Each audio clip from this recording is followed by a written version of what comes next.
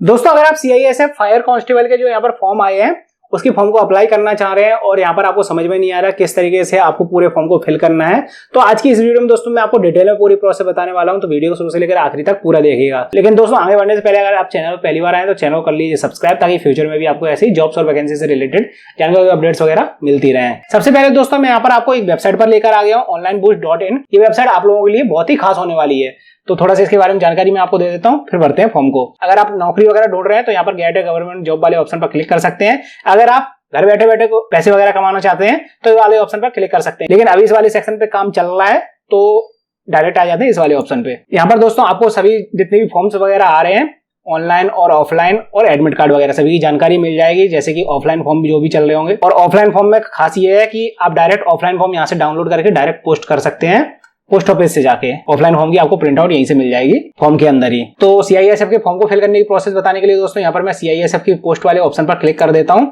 और भी काफी कुछ खास चीजें हैं इस वेबसाइट में। खास ये है कि यहाँ पर डॉक्यूमेंट से रिलेटेड आपको एक सेक्शन मिल जाएगा, यानी कि इस फॉर्म में क्या क्या डॉक्यूमेंट जरूरत पड़ने वाली है आपको, जो कि आपको अपने हाथ में रखने हैं फॉर्म को फिल करने से पहले। जैसे कि आधार कार्ड, 10-12 की मार्कशीट, सिग्नेचर, फोटो, नाम डेट वाली, ईमेल ID, साथ में कैटेगरी सर्टिफिकेट अगर आप किसी भी कैटेगरी में आते हैं जनरल के अलावा। किसी भी फॉर्म में करेक्शन की क्या प्रोसेस होने वाली है उसके लिए भी यहाँ पर एक अलग से सेक्शन मिल जाता है।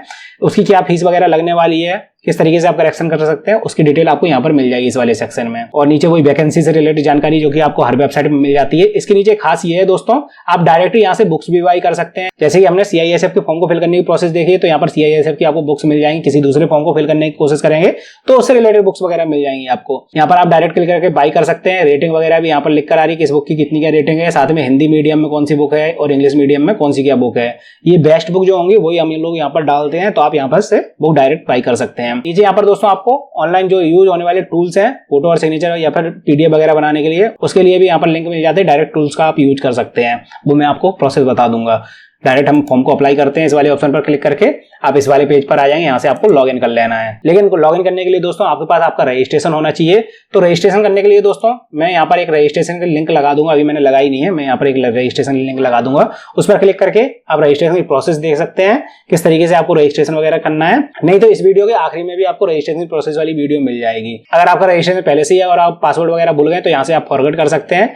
अगर आपके पास पासवर्ड है तो यहाँ से आप लॉगिन कर सकते हैं इस वाले ऑप्शन पर क्लिक करके। यहाँ पर आपको रजिस्ट्रेशन नंबर डाल देना, नीचे पासवर्ड डाल देना, कैप्चा जो नीचे लिख कर आ रहा है इसको कैप्चा डाल के सबमिट कर देना है। लॉगिन करने के बाद दोस्तों आप आएंगे सबसे पहले इस वाले स्टेप पर, जहां पर आपको अप्लाई करने का ऑप्शन देखने के लिए मिल जाएगा। आपको इस वाली बटन पर क्लिक कर देना है। इसके बाद आपको फॉर्म से रिलेटेड कुछ इंस्ट्रक्शन वगैरह देखने के लिए मिलेंगे, आपको नीचे आके कंटिन्यू कर देना है। कंटिन्यू करने के बाद आपके सामने डिटेल्स वगैरह फिल होकर आ जाएंगी जो कि आपने रजिस्ट्रेशन में फिल की होंगी। यहाँ पर आपको अपनी कैटेगरी सेलेक्ट कर लेनी है, जिस भी कैटेगरी में आप आते हैं। नीचे इंडियन पहले से ही सेलेक्ट होकर आएगा। यहाँ पर आपको एजुकेशन डिटेल्स वगैरह अपनी सेलेक्ट करनी है, जैसे कि यहाँ पर 12वीं वाली वैकेंसी है तो आप यहाँ पर 12 सेलेक्ट करेंगे। लेकिन अगर आपके पास ग्रेजुएशन या फिर पोस्ट ग्रेजुएशन या फिर PhD वगैरह है तो वो भी आप सेलेक्ट कर सकते हैं, आपको कोई भी प्रॉब्लम वगैरह नहीं आएगी। मैं यहाँ पर 12th प्लस साइंस सब्जेक्ट वाला ऑप्शन सेलेक्ट कर लेता हूँ। नीचे यहाँ पर रिलीजन वाला ऑप्शन आपको देखने के लिए मिलेगा, इसमें आपको अपना रिलीजन सेलेक्ट कर लेना है। हिंदू मुस्लिम जो भी आप आते हो, मैं यहाँ पर हिंदू कर देता हूँ। एक्स सर्विसमैन आप हैं या फिर नहीं है, अपने अकॉर्डिंग सेलेक्ट कर सकते हैं। अगर आप यस करते हैं तो उसकी डिटेल्स वगैरह आपको फिल करने का ऑप्शन देखने के लिए मिल जाते हैं। मैं यहाँ पर नो कर देता हूँ। इसी तरीके से एज रिलैक्सेशन आपको लगाना है या फिर नहीं लगाना है, आपको आगे के ऑप्शन देखने के लिए मिल जाएंगे। मैं यहाँ पर नो कर देता हूँ। आप नक्सल एरिया वगैरह से तो नहीं आते हैं तो वो आप यहाँ पर सेलेक्ट कर सकते हैं। इसी तरीके से आप हिली रीजन यानी कि पहाड़ी क्षेत्र से तो नहीं आते हैं, यहाँ पर आप यस नो कर सकते हैं।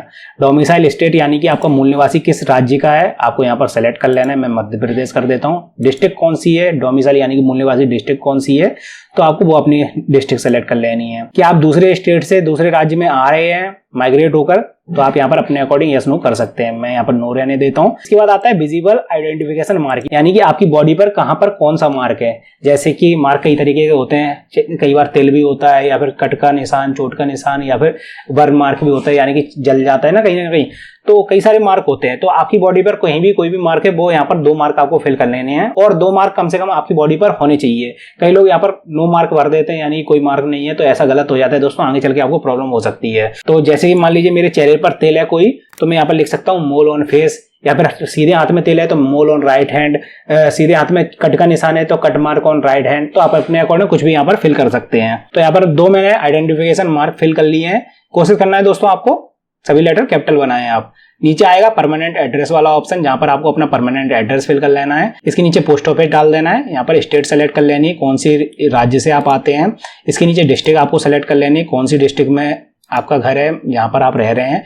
पिन कोड वगैरह आपको यहाँ पर डाल देना है, उस डिस्ट्रिक्ट का पिन कोड क्या लगता है। कई बार पहली लाइन में एड्रेस नहीं आता है तो आप दूसरी लाइन में भी बचा हुआ एड्रेस भर सकते हैं। अब यहाँ पर दोस्तों दोबारा से एड्रेस आपसे पूछा जाता है। कई लोगों को ये नहीं पता होगा कि दोबारा से क्यों पूछा जा रहा है। तो ये परमानेंट एड्रेस वाला ऑप्शन था, जो कि एड्रेस आपके सभी डॉक्यूमेंट्स वगैरह में, मूल निवासी वगैरह में लिखा हुआ है। अब कई बार लोग कहीं बाहर रहने लगते हैं, कई बार जॉब वगैरह कर रहे होते हैं लड़के, या फिर तैयारी वगैरह कर रहे होते हैं, तो उनका एड्रेस बदल जाता है, जो कि करस्पॉन्डेंस एड्रेस हो जाता है। यानी कि वो अभी बाहर रह रहे हैं थोड़े दिन के लिए, तो वो चाहे तो यहाँ पर करस्पॉन्डेंट एड्रेस इस वाले ऑप्शन में अपना भर सकते हैं। बाई चांस कोई डाक वगैरह आती है तो वो तो आपके परमानेंट एड्रेस पे ही जाएगी, वेरिफिकेशन वगैरह होने के लिए सब उसी पे जाता है डाटा।